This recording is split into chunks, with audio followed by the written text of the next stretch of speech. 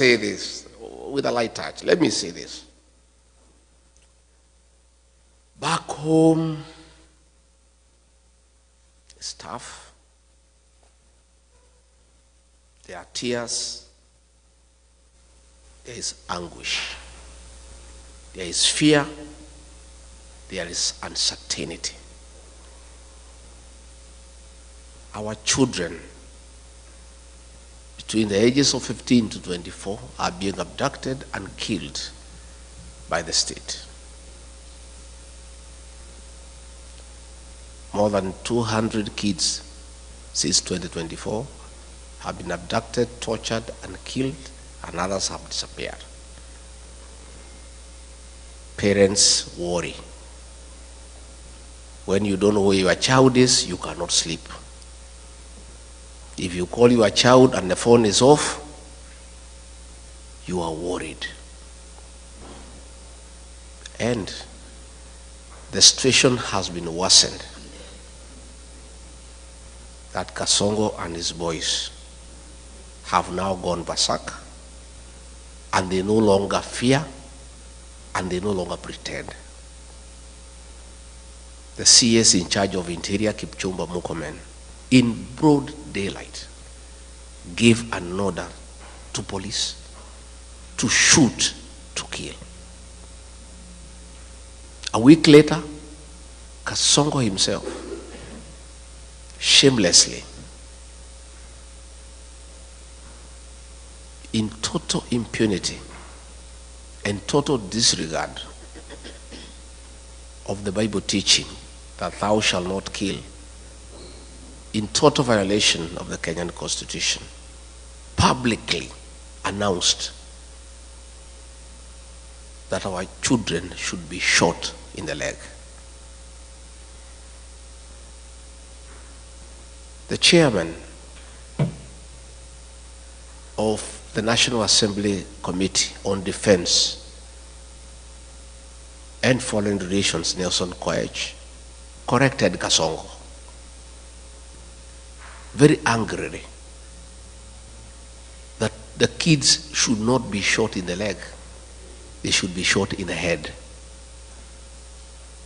That is the situation we face as a country, where in total disregard of the Constitution, against biblical teachings, a president of a country elected by the people has the audacity to give orders for the extermination of our children.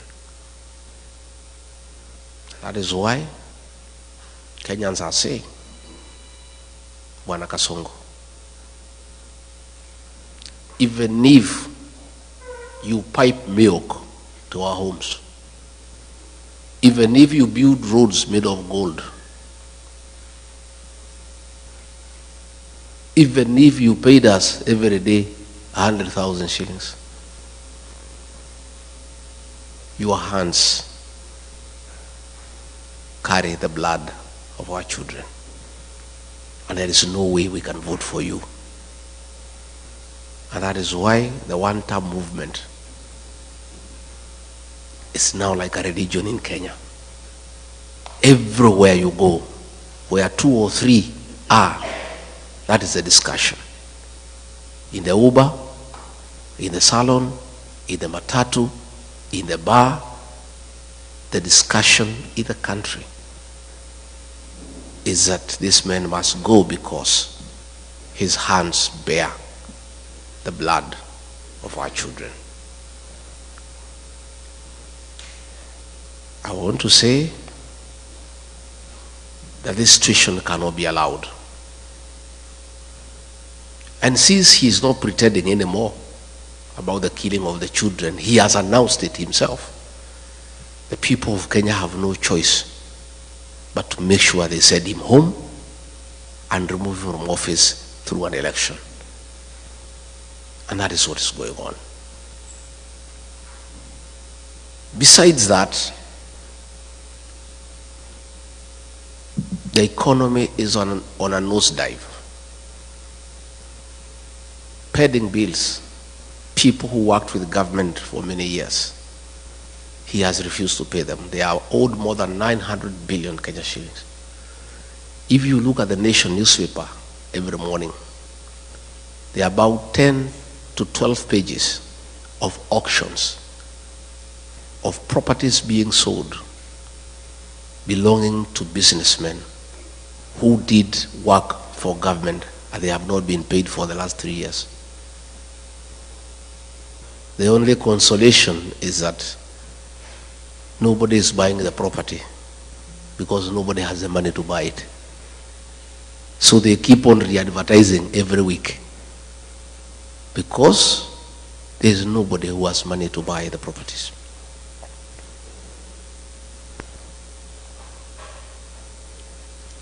William Ruto found a working education system.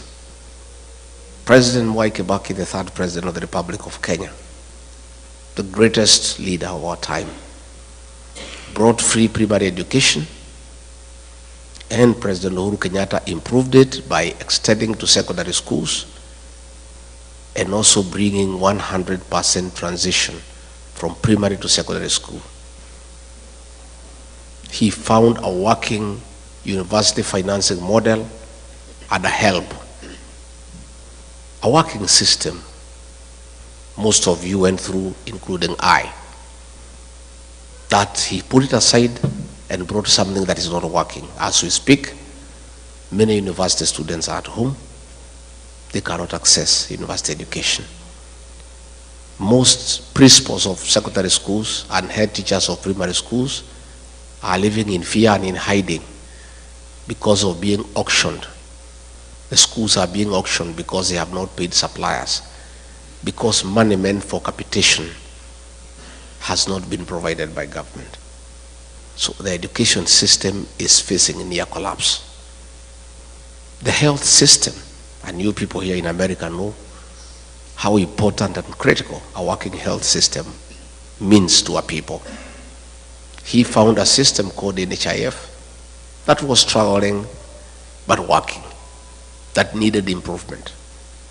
The people at NHIF had come up with a program that needed 800 million Kenya shillings to reform it and make it workable and compliant with the present times.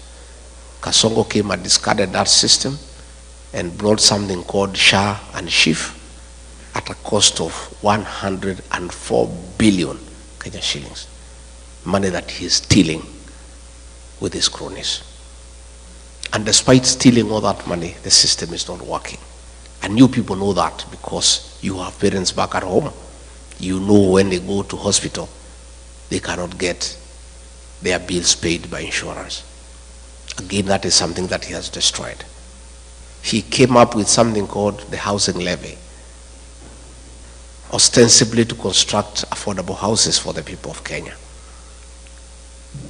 It is not the work of government all over the world to construct houses.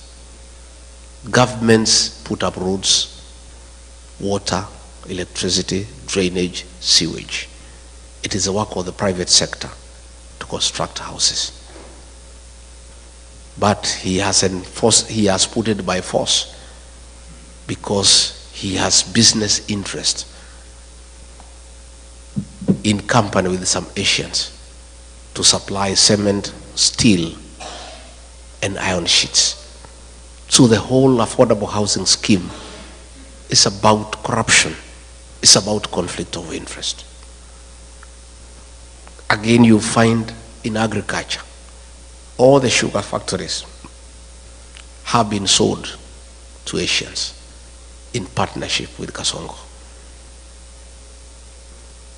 Last week, despite us having rice in Moya and Ahero that has not been bought, that is in the stores, he has authorized the importation of 5,000 metric tons of rice, duty-free, that will come and kill the rice farmer in Moya and Ahero. So you find, because of state capture, the president is in business in every sector. He is competing with every other businessman. And because of his advantage as president, he has killed all other business people. He's doing all the businesses in Kenya. I remember when we came into office, There's something called e-citizen. It was an app that was being operated by some private people and doing some little work for government. And when he came, he brought a lot of issues saying it is wrong for anybody in the private sector to collect money on behalf of government. And he said the Ministry of ICT must take up e-citizen. Little did I know he wanted the owners of e-citizen to come into the open. So when they came, he negotiated with them, took 80% of the business and said they should continue, and ordered all government services to be onboarded through e-citizen. Out of every 5 shillings that is paid through e-citizen, he pockets 3. That is not enough. The Auditor General has reported more than 10 billion shillings collected through e-citizen cannot be traced. So what is happening in Kenya is that we don't have a government. What we have is a criminal enterprise, theft of public funds, where the president has taken over all the businesses in the country. He's a chief procurement officer, he's a chief accountant, he is a supplier, he is everything. And nobody can ask a question. And that now brings me to explain to you why we fell out. I believed this man because he came with a Bible, and I'm a Christian. I'm the husband of a pastor. So when you come with a Bible and say you are saved, I believed this man. And all the things he told me and told the people of Kenya, we believed. I did not even have an MOU with him. We never wrote any agreement. I believed everything he told me. But when we arrived in government, it's a one-man show. He makes all the decisions. And all these decisions are selfish. It's about him. He's a businessman. He doesn't care for the country. And I started telling him this is wrong. Within a very short time, he captured Parliament. Parliament cannot ask a question. He captured the Senate. They cannot ask a question. He compromised all institutions of oversight. Nobody can ask a question.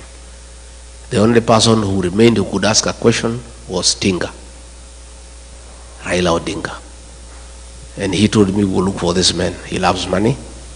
We'll give him some money. He'll also keep quiet. And sure as December 25 is Christmas.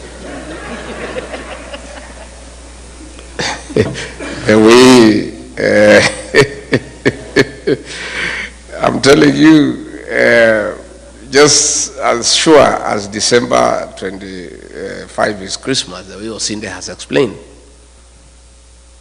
the man is eating and hence observing table manners. He cannot speak, his mouth is full. So the two are one and the same. And you know, sometimes we were debating. Okay, William Ruto is a great mistake. It's a mistake we have to live with. We made a mistake. I made a mistake. And I have apologized to the people of Kenya. But what was the alternative? Had we elected Raila Odinga, the same thing would have happened. The two would have crossed ranks. They start eating together the way they are doing today. So we are just saying Kenya was presented with two unpleasant choices. There were two hyenas, but they were different. One without teeth and one with teeth.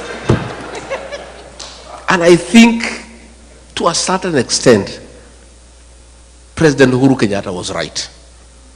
Probably we should have gone for the hyena without teeth because it will not finish us in one day. Yeah? Si ingetukula pole pole. Sasa mimi Rigathi Gachagua decided to go for the hyena with the teeth.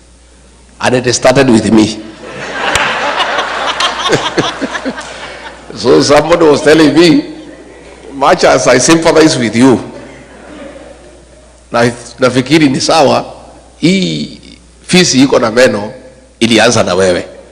Ndio sasa ikujie, si? So yesterday I heard David Morale saying that Jubilee can support Raila Odinga if they abandon William Ruto. Raila Odinga and William Ruto are birds of the same feather. None of them is an alternative. We must get rid of the two because they are Kenya's problem. So when he bought Raila Odinga and he kept quiet, then he started stealing everything in the country. Started killing people. And I disagreed with him. And I was left as the only option now to fight for the people of Kenya from within government. Everybody else had been compromised. I was left alone. And I started fighting from within. So when he decided to kill our children, the Gen Z, I said no.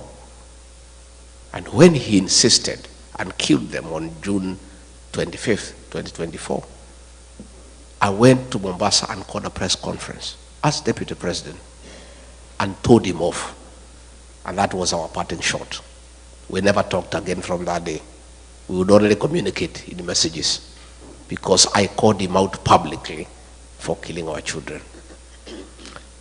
If Rigathi Gachagua was a selfish man, I would have agreed with William Ruto, like Raila. We sit and eat, then we finish the country. Today I will be a very wealthy man. I would have joined him in all the deals. E-Citizen, we do. Fuliza, we do. Medical equipment, we do. Because he was willing to let me eat so that I keep quiet. He was quite happy. In fact, he told me, we wacha mambo mingi bana. We kuja tukule bana. Hii Kenya ni yako. Hii Kenya ilikuliwa na Kenyatta, bado isha. Ikakuliwa na Moi, bado isha. Ikakuliwa na Uhuru. We, shida yako ni gani? You know? Had I been just another Kenyan, like the Kenyans I see, if I was like Raila Odinga, a selfish person, I would have agreed with William Ruto. I stay as Deputy President. I enjoy the privileges, there are many, and we eat. We finish the country. We let the children die, and I just sit there. But my conscience wouldn't allow. I am not a wealthy man, but I'm not a poor person. And I don't need money myself. My children are big, they are working. My wife is here, is a pastor. Nywele yake hata haihitaji 3,000. So, what reason would I had to join William Ruto in a gravity train to finish our country, to steal everything?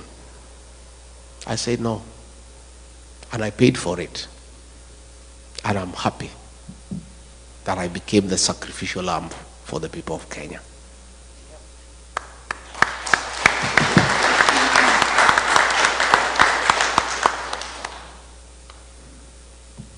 We will fix our country.